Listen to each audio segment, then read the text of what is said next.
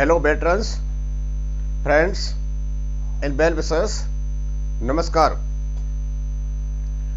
मैं आज आपको कुछ कमेंट्स आए हुए हैं उनके बारे में बात करेंगे।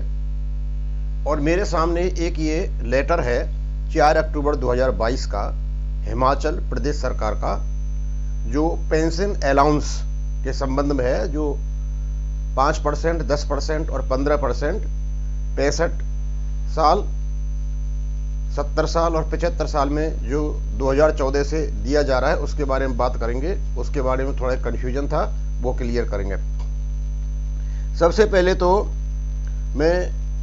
मेरे जो व्यूअर्स हैं उनके कमेंट आए हुए हैं। ये है मोबता राम बिश्नोई, ये कहते हैं 26/9/2022 को पीडीवी किया, यानी पेंशनर्स डाटा वेरिफिकेशन किया।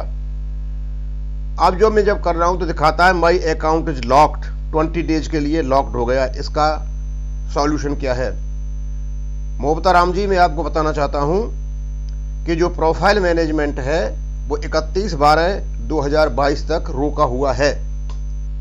या तो इसलिए कि वो ज़्यादा रस हो गया है या कोई कारण हो सकता है, कारण वो जाने। लेकिन अभी, और शायद अभी मुझे ऐसा लगता है कि इनके जो माइग्रेशन है वो भी शायद रुका हुआ है, तो उसी का कारण हो सकता है कि आप उसमें एंट्री नहीं कर पा रहे हो और वो लॉक्ड हो गया है।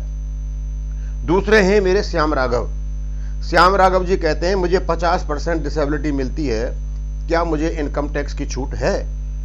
श्याम राघव जी, आपको कितनी भी डिसेबिलिटी मिले, चाहे 100% मिले, चाहे 75% मिले या 50% मिले, ये तीन ही रेट हैं आजकल, तीनों के तीनों में आपको इनकम टैक्स की छूट है। कुछ मेरे जो व्यूअर्स हैं वो अपनी पेंशन बता करके पूछते हैं, सर हमारी इतनी पेंशन मिल रही है तो ओआरओपी में कितनी हो जाएगी? मैं आपको कोई कैलकुलेशन नहीं बताऊंगा, क्योंकि फिगर्स वो होंगी जो भारत सरकार से आएंगी।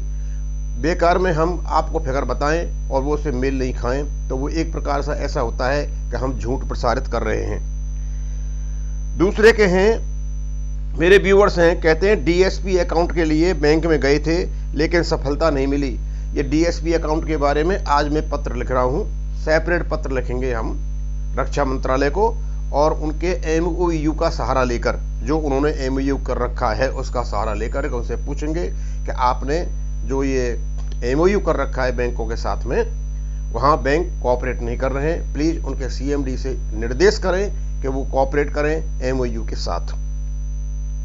फिर है मेरे भरत सिंह कपूरिया, कहते हैं पीडीवी के में पेंशन डाटा वेरिफिकेशन में group, trade, MSEP, relation with wife mandatory हैं, लेकिन हम इसको नहीं कर पा रहे हैं। भरत सिंह जी, मैं आपको बताना चाहता हूं कि आप कोशिश न करें। अभी भारत सरकार ने जो एमओयू किए हैं बैंकों के साथ, और अभी जो सर्विस सेंटर है बैंकों में जाओ, वो लोग करेंगे, वो एक्सपर्ट हैं। और 3.25 सेंटर्स ऐसे भारत में जो एसबीआई ब्रांचेज के हैं उन्होंने प्रकाशित कर दिए हैं, आप उनमें देखें। कल मैं उसकी लिस्ट आपको डालूंगा, आप देख लेना आप उसमें आते हो या नहीं आते हो। लेकिन आपसे नहीं हो पा रहा है तो जो इसके जानकार हैं लोग, उनके पास जाओ। 50-60 रुपये लगते, ज़्यादा नहीं लगते, और उसके बाद डाटा वेरिफिकेशन वहाँ एक बार करा लीजिए, उसके बाद आप आराम से करते रहोगे। आ सकती है प्रॉब्लम, लेकिन उनके संपर्क हैं, वो वहाँ ऊपर संपर्क करके पूछ करके सारी चीज़ों को बताएंगे। एक और मेरे व्यूअर हैं टेक बहादुर जी, वो कहते हैं साहब ये यूट्यूबर कुछ ज़्यादा ही फेंक रहे हैं। देखो टेक बहादुर जी, यूट्यूबर में हम भी आते हैं, लेकिन हमने तो ये कसम खा रखी है कि चाहे कुछ भी हो जाए झूठ को प्रसारित नहीं करना है। और झूठ का कितना असर होता है, मेरा ही खास एक दोस्त है, वो रोजाना डेली का काम है उसका, अरे सर आज तो टेबल आ गई, डीएसडब्ल्यू निकाल दी। मैंने कहाँ निकाल दी सर? यूट्यूब पर बताया था। मैंने कहा भाई वो झूठ है। वो मानता ही नहीं है, मतलब 2 दिन तक नहीं मानता है। अब क्या करें, क्योंकि उसका प्रभाव ऐसा बैठ गया है कि लोग मतलब इतने ललायत हैं, इतने उत्सुक है, मतलब OROP2 के उसके लिए कि कहीं से झूठ को भी वो ग्रहण कर लेते हैं। अब मैं आपको, ये लेटर है मेरे सामने, इसके बारे में बताऊंगा। इसके बारे में 15 तारीख को कुछ यूट्यूब बने थे और उसमें इस लेटर को एक एडिशनल पेंशन करके प्रसारित किया गया था। ये एक एडिशनल पेंशन नहीं, एक्चुअली इसमें इसका सब्जेक्ट है regarding grant of pension allowance. ये एडिशनल पेंशन नहीं है, ये पेंशन अलाउंस है।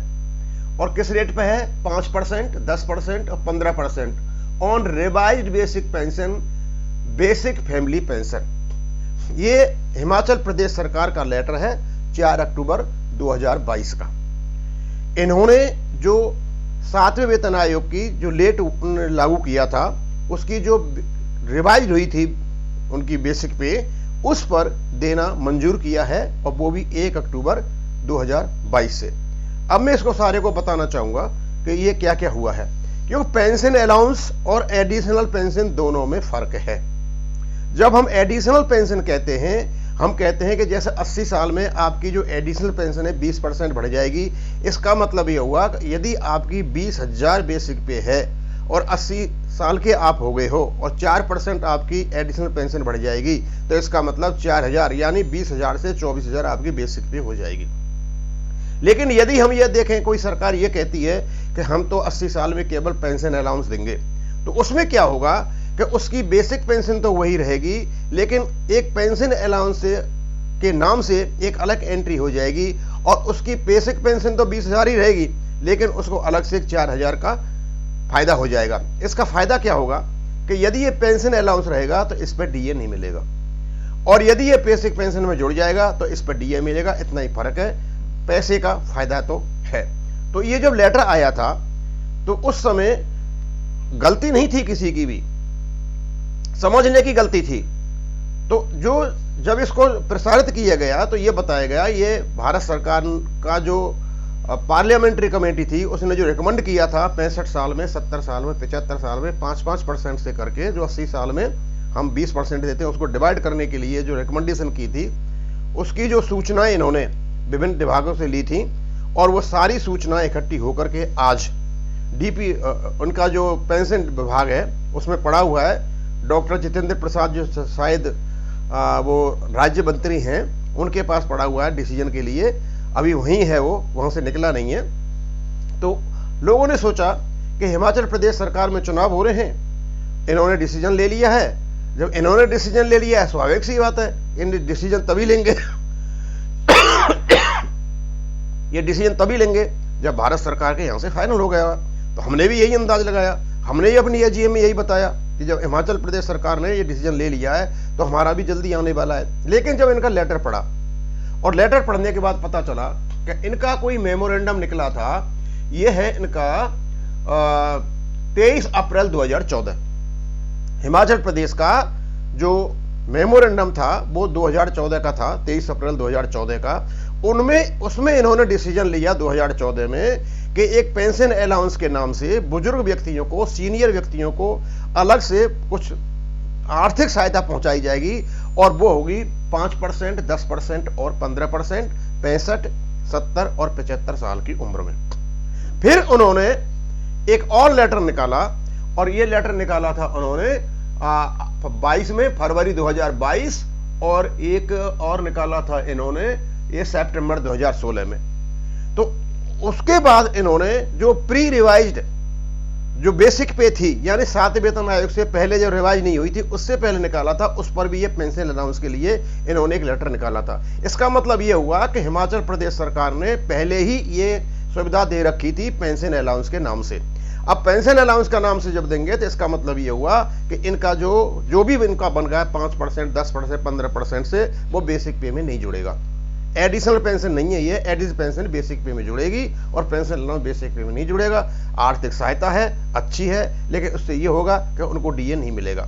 अब इन्होंने क्या किया था कि अभी जो लेटर निकाला था, इन्होंने लिखा है द गवर्नर हिमाचल प्रदेश, ये सेकंड पे है, is now pleased to decide that the pension allowance, ये पेंशन अलाउंस की बात कर रहे हैं, यहां कोई एडिशनल पेंशन की बात नहीं है, at the rate of 5%, 10%, 15% will be paid with immediate effect from 1st October 2022 on attaining the age of 65 years, 70 years, 75 years, respectively, on revised pension, family pension to the government pensioners और family pensioner। ये इसका निचोड़ है कि ये जो revised pension के base पर जो 1 अक्टूबर 2022 से 5%, 10% और 15% 65 साल, 70 साल और 75 साल में दिया जाएगा। और जब ये 65, 70 और 75 यहां पर आए और सीनियर सिटीजन्स के लिए आए तो स्वाभाविक सी बात है इसको एडिशनल पेंशन मान लिया गया। हाँ, ये हो सकता है कि जब डिसीजन यहां पर ले लिया गया है तो स्वाभाविक सी बात है कि ये सभी जगह ले लिया जाएगा। अंदाज तो हमारा यही है और उसी के संदर्भ में हमने भी एजीएम में अपने भी बता दिया था कि डिसीजन हो गया है एडिशनल पेंशन पे, लेकिन एडिशनल पेंशन नहीं है, ये पेंशन अलाउंस है। अब भारत सरकार किस बेस पे ला रही है, क्योंकि हम तो अब तक यही सुनते आ रहे थे कि एडिशनल पेंशन के लिए ये डाटा मांगा गया है और पहले भी एडिशनल पेंशन थी। अब हमें पता नहीं कि जब ये इसको लागू करेंगे ये पेंशन अलाउंस के नाम से करते हैं या एडिशनल पेंशन के नाम से करते हैं, ये बाद में देखा जाएगा। बस इतना दोनों में फर्क यही है कि 5% जब मिलेगा पेंशन अलाउंस उस पर डीए नहीं मिलेगा, और यदि एडिशनल पेंशन के नाम से मिलेगा तो वो पेंशन में जुड़ जाएगा और उस पर डीए मिलेगा। लेकिन हिमाचल प्रदेश की सरकार का ये तोहफा पेंशनर्स के लिए 2014 से चला हुआ है और अब केवल जो रिवाइज्ड बेसिक पे है, जो 7वें वेतन आयोग की जो रिवाइज्ड बेसिक पे है उस पर इन्होंने लागू किया है। इसका इतना सा ही मतलब है और ज़्यादा मतलब नहीं है। अब मैं इसको यहीं ख़त्म करूँगा। थैंक यू, धन्यवाद।